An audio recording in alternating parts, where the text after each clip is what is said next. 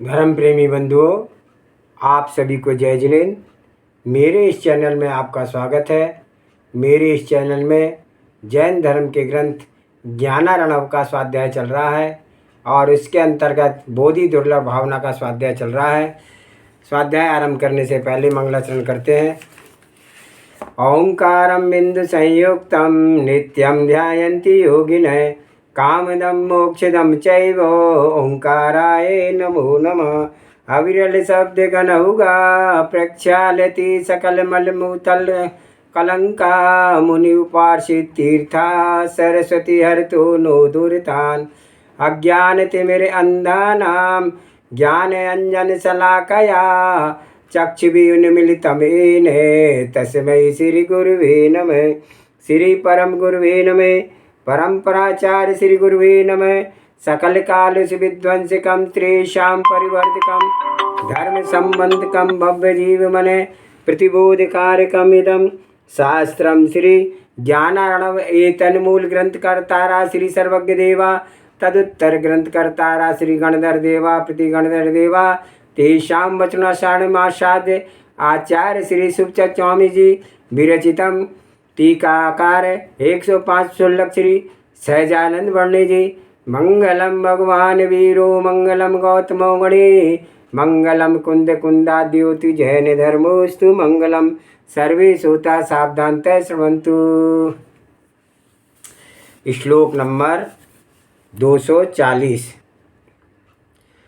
सुप्रम्ना पुनः पुंसां बोधिरत्नं भवार्णवे हस्तात् भ्रष्टं यथा रत्नं महामूलं माणवे।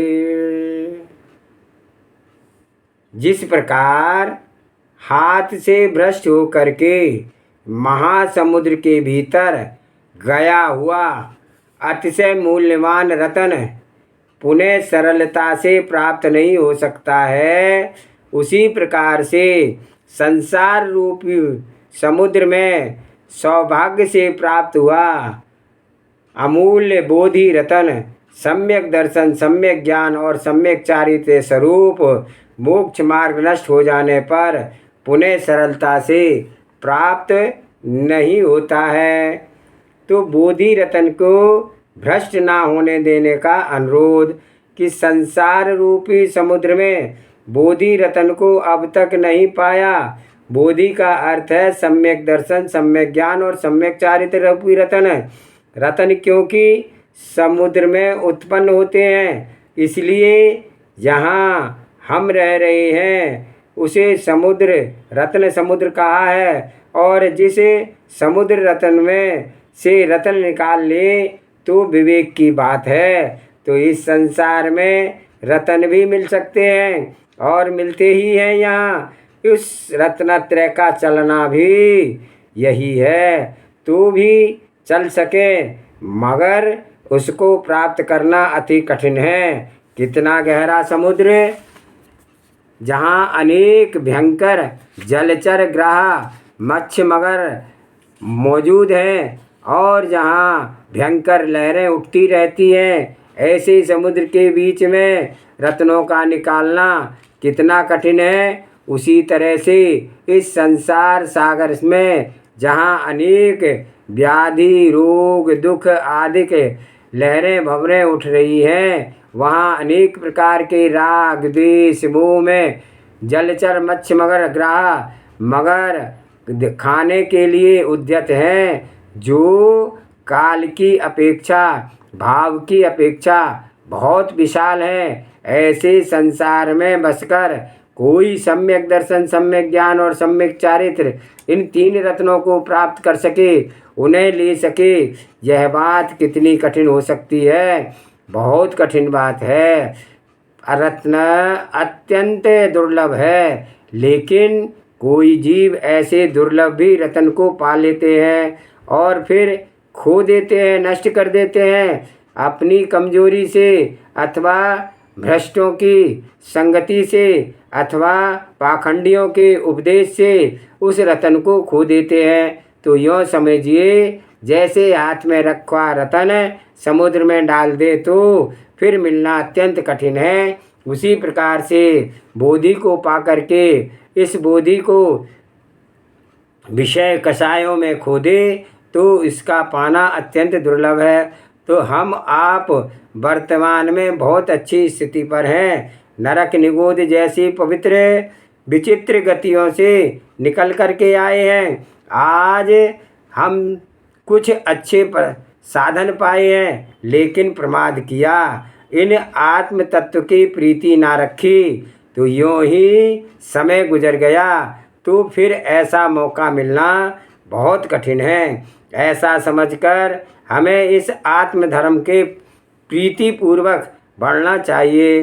तो इसका यथार्थ ज्ञान करें और ज्ञान दृष्टि बना करके अपने आप में तृप्त रहने का यत्न करें। श्लोक नंबर 241। सुलभ मही समस्त वस्तु जातम जगत्या मुरगन सुरेंद्र प्रार्थित चाधिपत्यम कुलबल सुभग्यवोत्व दददामारा मादिचान्यात् किमुत्य तदपि अनेकमेकं बोधिरत्नम। तो यहाँ संसार में सभी वस्तुओं का समूह सुलभ है, अन्य की तो बात ही क्या है। किंतु यहाँ धरणेन्द्र चक्रवर्ती और इंद्र के अभिष्ट अधिपत्य, उनकी विभूति यथा उत्तम कुल, विशिष्ट सामर्थ्य और स्वतंत्र स्त्री आदि की सुलभता से ही प्राप्त हो जाती है। यदि यहाँ कोई दुर्लभ है तो वह एक बोधि रत्नत्रय स्वरूप मोक्ष मार्ग ही दुर्लभ है। तो इस प्रकार से इस भावना में इस बोधि की दुर्लभता को बार बार विचार करना चाहिए। बोधि रत्न की दुर्लभता, तो इस संसार में सभी चीज़ें मिलना सुलभ हैं, किंतु सम्यक दर्शन, सम्यक ज्ञान, सम्यक चारित्र रूप परिणाम का मिलना दुर्लभ है। शांति का कारण कोई सा भी पर पदार्थ नहीं है, बल्कि पर पदार्थों के संबंध तृष्णा का कारण है और असंतोष का कारण है। जितना मिला उससे अधिक मिलना चाहिए। बस इस धुन में मिले हुए का भी सुख नहीं भोग पा सकते हैं। तो इस संसार में जितने भी ऊंचे ऊंचे पद हैं, लौकिक सुख के जो साधन हैं, धर्मेंद्र होना, सुरेंद्र होना, अथवा इनके अधिपति होना, अथवा उनसे भी बढ़कर जो अधिपति हैं, वे सब सुलभ हैं। कर्मों का उदय से ये सब मिलते हैं, जिसका वर्णन अभी इस बोधि दुर्लभ भावना में किया है। उत्तम कुल का मिलना, बल का मिलना, सुंदरता का मिलना, अच्छी बुद्धि का मिलना, दीर्घायु का मिलना, ये सब सुलभ हुए, किंतु बोधि रत्न पाना अत्यंत दुर्लभ है।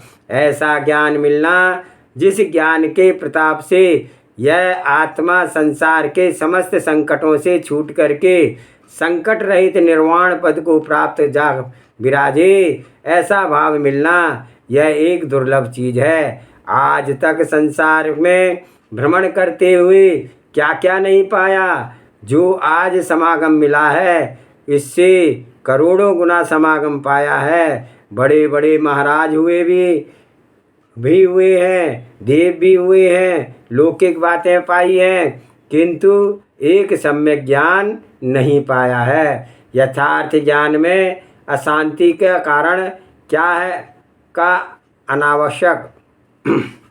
अनावकाश।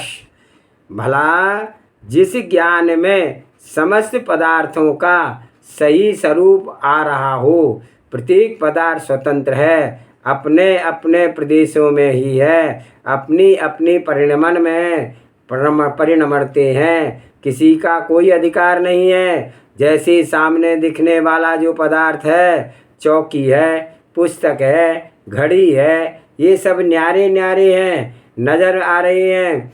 ऐसे ही जितने भी द्रव्य हैं वे सभी न्यारे न्यारे हैं, स्वयं अपने ही अपने गुणों में पर्याय में हैं और अपने ही प्रदेशों में हैं। किसी का किसी दूसरे के साथ कोई अधिपत्य नहीं है।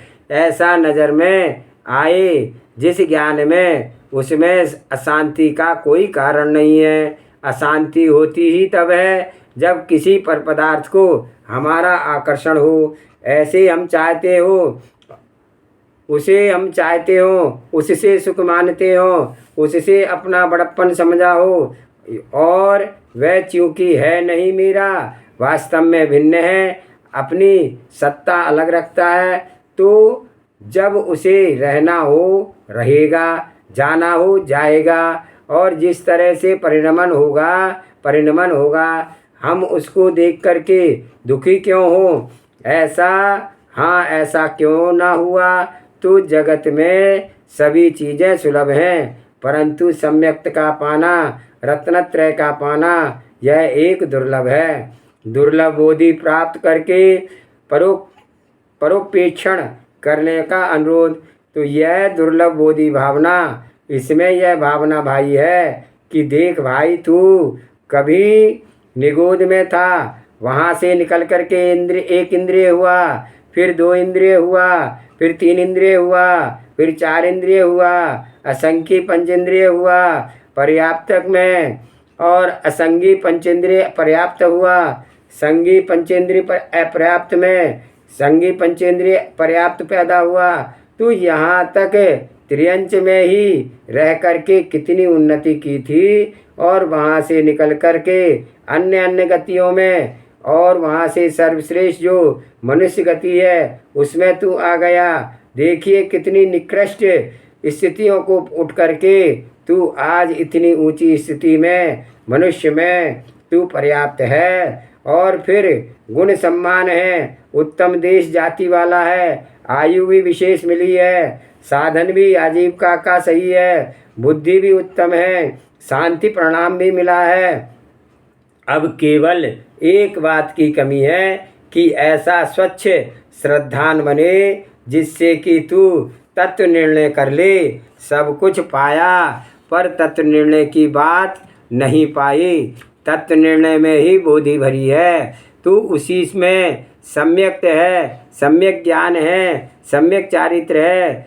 जैसे हम इन चीज़ों को निरखते हैं और निरख कर बताते हैं, ऐसे ही अपने ही में ही लगे हुए देह को निरख करके यह उपयोग क्यों नहीं जमता कि यह शरीर देह परमाणुओं का पुंज है, यह मैं नहीं हूँ। मैं जानन देखनहार इस शरीर ग्रह में रहता जरूर हूँ, परंतु इस समय पर शरीर में ही नहीं हूँ।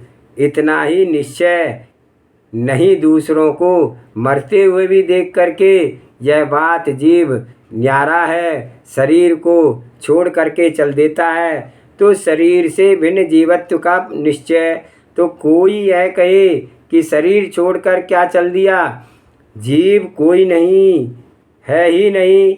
शरीर में जब कर्म है उसका नाम जीव रख दिया, तो जीव अलग कैसे? तो इस पर युक्तियाँ देखिए, जितने भी जड़ पदार्थ हैं उनके स्वभाव पड़ा है, और उनका कैसा है, कैसा भी मिलान हो जाए, परंतु जड़ से ज्ञान की उत्पत्ति हो जाए, यह युक्ति नहीं बैठता है। तो जिस पदार्थ का जो स्वरूप है वह स्वरूप सदा रहता है। जड़ में जड़ता सदा रहेगी, जीव में ज्ञान स्वरूपता सदा रहेगी। यदि पृथ्वी जल अग्नि वायु इनके मिलने से जीव उत्पन्न हो जाए, तो रसोई बनाते समय किसी मिट्टी के बर्तन में खिचड़ी तक पक रही हो, तो उस समय क्या कमी रह गई है? तो पृथ्वी भी है, जल भी है, अग्नि भी है, हवा भी है, वहाँ से कोई नहीं मनुष्य निकल पड़ते, वहाँ से क्यों नहीं पशु पक्षी उत्पन्न हो जाते। जीव तो अपनी एक स्वरूपता सत्ता रखे हुए है ना। जीव इतना तो मानेंगे कि ज्ञान में कोई चीज़ है। अब जो चीज़ होती है उसका त्रिकाल विनाश नहीं है, तो कभी नष्ट नहीं होता, रूप बदल जाएगा। यदि ज्ञान में आत्म पदार्थ इस शरीर में है तो कुछ समय के बाद नहीं रहता, तो उसी का नाम मरण है। सो दूसरे को देख करके भी हम यह निर्णय नहीं कर रखते कि हमारा भी यही समय निकट आने का हुए। जब तक के इस मनुष्य देह से त्याग कर चल बसेंगे, आज जो मौका मिला है, बुद्धि मिली है, तो हम धर्म के लिए, ज्ञानार्जन के लिए क्यों ना अधिक से अधिक अपना उपयोग करें। बाह्य वैभव आकर्षण की व्यर्थता तो भैया बाहरी चीज़ों, वैभव, पैसा कमाने, अपने पुरुषार्थ के अधीन बात नहीं है। वहाँ कर्मोदय साथ रहता है। तभी तो यह बात है कि बड़े बड़े पुरुषार्थ करने पर भी किसी के पास यह धन नहीं आता, और कोई लोग आराम से बैठे रहते हैं फिर भी बहुत धन आता है। तो यह धन वैभव बहुत श्रम करने से जुड़ जाए ऐसी बात नहीं है, किंतु धर्म की बात आपके पुरुषार्थ में से तत्काल होती है।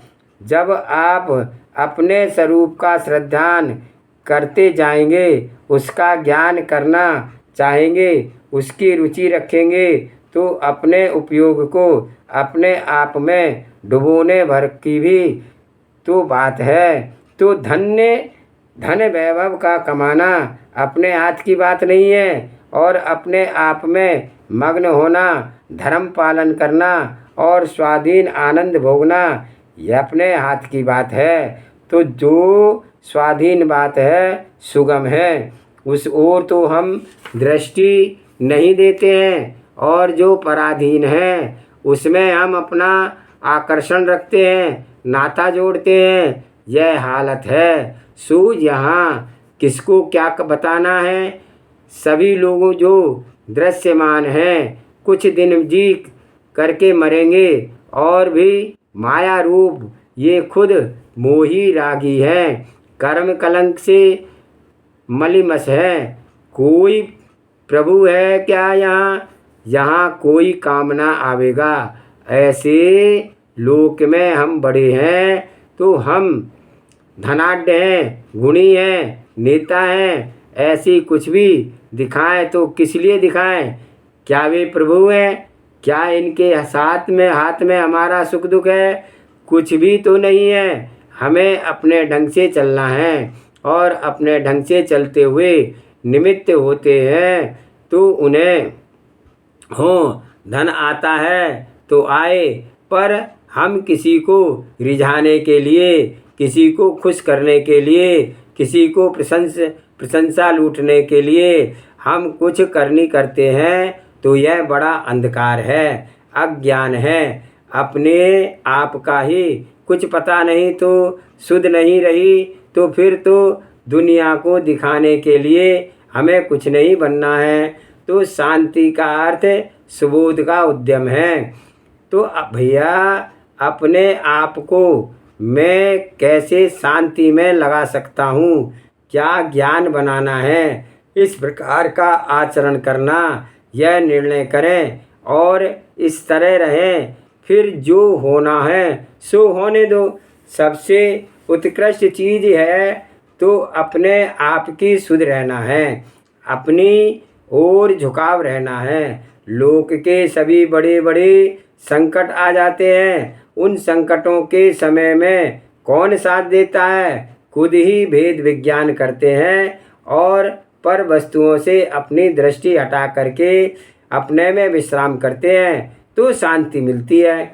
अशांति है किस बात की? सिवाय इस कथन के, इस बात के और कुछ ना पाएंगे कि अमुक के परद्रव्यों में राग है, मोह है, और इस वजह से भी दुखी है। तो इतने भी दुखी दुनिया में दुख है, उन सब का कारण इतना ही है कि किसी ना किसी परद्रव्य में राग है, सो उसे दुख है। तो जगत में सभी दुखी हैं, और सबकी रिपोर्ट ले लो, तो सबके दुख की कहानी सुन लो और बराबर निर्णय देते रहो। तो देखो इससे अत्यंत भिन्न परद्रव्य पर उसके प्रति राग भाव है, तो उसको सो उसे दुख है और यह व्यर्थ का दुख है। तो मैं तो एक स्वतंत्र आत्मा हूँ, मेरा किसी परद्रव्य से कोई संबंध नहीं है। यदि वे परद्रव्य पास रहे तो उनसे आत्मा का बढ़ावा हो जाएगा, और ना ही रहे तो आत्मा क्या घट जाएगा।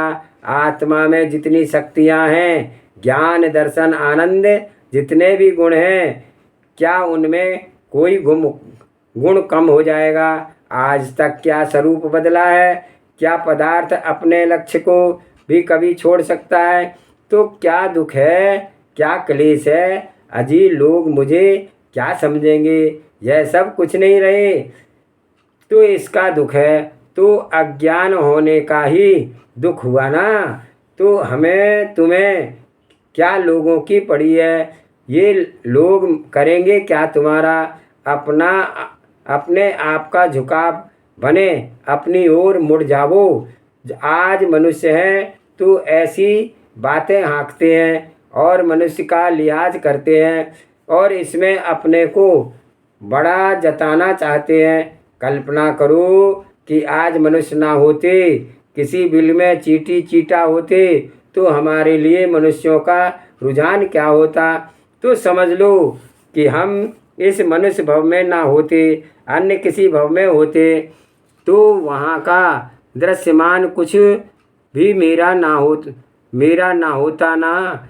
तो हो गए मनुष्य तो अब लौकिक आकर्षण की बात छोड़ करके इसमें आत्महित को ही उस बात में लगाओ। सब जीव सब चीज़ें इस जीव ने अनेक अनेक बार पाई, पर रत्नत्रय नहीं पाया। तो देखिए, लोग पूछते हैं कि आपका स्वास्थ्य कहता है, तो क्या पूछा आपने, अपने आत्मा में कैसे ठहर रही हो, ठहर पाते हैं या नहीं। तो यह अर्थ है। तो यह पर सुनने वाला अपने शरीर को निरख करके मूँछों पर ताव दे करके कहता है कि हाँ मैं बहुत स्वस्थ हूँ। अरे पूछा तो कुछ और, उत्तर कुछ और दिया। पूछते हैं लोग कि आप प्रसन्न हैं ना। तो क्या है प्रसन्न का अर्थ जो शब्द का अर्थ जानते हैं समझ जाएंगे। प्रसन्न का अर्थ है निर्मल होना, निर्दोष होना, जिसे बताते हैं कि शरद ऋतु में तालाब प्रसन्न हो जाते हैं, मायने निर्मल हो जाते हैं। तो पूछने का तो यह रहा कि आप प्रसन्न हैं ना, तो विकार तो नहीं है चित्त में कोई। उत्तर क्या देते हैं, खूब काम चल रहा है, लड़के अच्छे, बच्चे अच्छे हैं, हम बहुत प्रसन्न हैं, हमारी मलिनता की बातें बताते हैं। तो शब्द का मर्म न जानने पर तो बिल्कुल बहरे की तरह हैं। तो जैसे कोई बहरा था, बाजार में बैगन खरीदने चला गया, रास्ते में उसे किसान ने पूछा और कुछ उसने जवाब दिया, और कुछ किसान ने पूछा तो आप कहाँ जा रहे हैं। उत्तर दिया हम बैगन लेने जा रहे हैं। और पूछा घर पर बाल बच्चे अच्छे हैं ना। उत्तर दिया सारों को भून करके खाएंगे। तो ऐसे ही पूछते हैं, कुछ उत्तर और कुछ देते हैं। तो शब्दों में सारे उपदेश भरे हैं, कोई सा भी शब्द ले लो, यह शब्द ही अपना स्वरूप बता देता है। तो आत्मा व पुद्गल के शब्दों से उन पदार्थों का मर्म का निर्दर्शन। तो आत्मा का अर्थ क्या है, जो ज्ञान के द्वारा सारे लोक में व्याप ले उसे आत्मा कहते हैं। आत्मा आत्मा सब कहते हैं, पर आत्मा का स्वरूप क्या है, यह स्वरूप शब्द ही बदल देता है। तो जो जड़ पदार्थ रूप रस गंध स्पर्श, इन पदार्थों का नाम क्या है। तो इनका नाम दिया है जैन शासन में पुद्गल। और इन सबको कोई पदार्थ बोलेंगे तो पदार्थ तो जीव भी होता है, तो कोई मैटर लगेंगे। अरे तो मैटर पदार्थ वस्तु ही तो हुए। तो अब पुद्गल का अर्थ समझो, जिसमें दो शब्द भरे हैं, जो पूरे और गले, उसका नाम पुद्गल है। जो मिलकर के बढ़ जाए और घट जाए, गल जाए, तो उसका नाम पुद्गल है। ये पदार्थ मिल मिल करके नए बन जाते हैं। पर जीव में यह खासियत है कि जीव जीव मिल करके एक नहीं बन सकते, बढ़ नहीं सकते। और जब मिल सकते तो गलने की तो बात ही क्या है। तो धर्म द्रव्य है, वह भी मिलता गलता नहीं है। काल द्रव्य है, भी मिलता बिछुड़ता नहीं है। एक पुद्गल ये परमाणु ऐसे हैं कि ये मिल करके एक पिंड बन जाएं और बिछुड़ करके गल जाएं, अलग अलग हो जाएं। तो यह विशेषता इसमें हो, उसका नाम है पुद्गल। कोई कहेगा भौतिक पदार्थ, भौतिक का अर्थ क्या होता है? जो भूत से बना भौतिक है। भूत भू धातु से बना है, जो है इसका नाम भूत।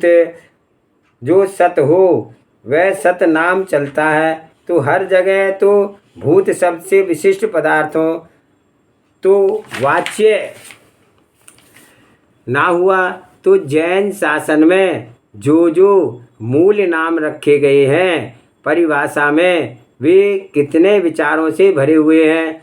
तो इस समय हम आप जो एक एक बैठे हुए, इनमें जीव तो एक एक है, पर मैं अपने आप का जीव हूँ। मुझ में मेरा अपना जीव है। जीव तो एक है, पर अनंत शरीर के परमाणुओं का पुंज है, और जो इनके परमाणुओं से भी अनंत गुने कर्मों का ढेर लादे हुआ है।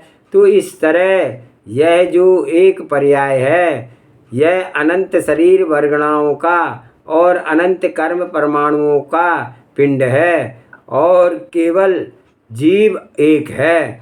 तो ये चीज कई चीज़ें बन गई, तो यह अनेक परमाणुओं का ढेर है। तो देखो, शरीर शरीर मिलकर के एक पिंड बन जाए, और जीव जीव मिलकर के कभी एक नहीं बन सकते। लेकिन इस मोही जीव को अन्य जीवों में कितना मोह बसा हुआ है, जो कभी भी किसी भी ढंग से एक नहीं हो सकते हैं। तो वस्तु स्वातंत्र्य बोध का लाभ, तो वस्तु का स्वतंत्र रूप है, वह ध्यान में आ जाए तो उससे बढ़कर और कोई शोभामयी चीज नहीं है। यहाँ की भी चीज़ें सदा पास ना रहेंगी, और मानो रह भी जाएं बस पास में, तो ज्ञान सही नहीं है, तो सुख नहीं है मिल सकता। और ये पदार्थ भी ना भी हो तो पास में, तो ज्ञान सही है, तो वहाँ सुख मिल सकता है। तो परमार्थ से विचार करो, तो जो पराधीन है वह दुर्लभ है, और जो स्वाधीन वस्तु है वह सुलभ है। जो पराधीन चीज़ है उसे तो यह मोही सुलभता मानता है, और जो खुद का चीज़ है उसे दुर्लभ मानता है। तो जब तक यह आत्मा अपने स्वरूप को नहीं जानता, कर्मों के अधीन है, तब तक यह अपना स्वभावपना इसे अत्यंत दुर्लभ हो रहा है। तो इस बोधि दुर्लभ भावना को सोच करके हम अपने चित्त में यह निर्णय बनाएं कि जब तक किसी भी प्रकार से हम अनेक खोटी स्थितियों से निकल करके आज मनुष्य हुए हैं, उत्तम जाति उत्तम कुल प्राप्त हुआ है, बुद्धि भी मिली है, जैन शासन मिला है, सत्संगति मिली है, तो कितना उत्कृष्ट अवसर मिला है। तो अपना अपूर्व लाभ उठाने के भीतर से विवेक करने का, सम्यक ज्ञान का प्रकाश हो, प्रत्येक पदार्थ स्वतंत्र स्वतंत्र नजर आए, जिस पर ये उपेक्षा बने, और अपने आप में रुचि जगे, अपने आप में मग्न हो सके, ऐसा अपना भीतरी पुरुषार्थ बना सकें। तो यह समझिए कि सच्चा पुरुषार्थ है, और इसी से ही हमारा मनुष्य होना सफल है। आज का स्वाध्याय यहीं समाप्त करते हैं। जावानी के ज्ञान से सूझे लोकालोक, सोवानी मस्तक नमो सदा देते हूँ दो। हे जिनवाणी भारती तोय जपू दिन रैन, जो तेरी शरण आ गई सो पावे सुख चैन। देव भजो अरिहंत को गुरु सेवा निर्गन, दया धर्म पालो सदा यही मोक्ष का पंथ। 9 बार नमोकार मंत्र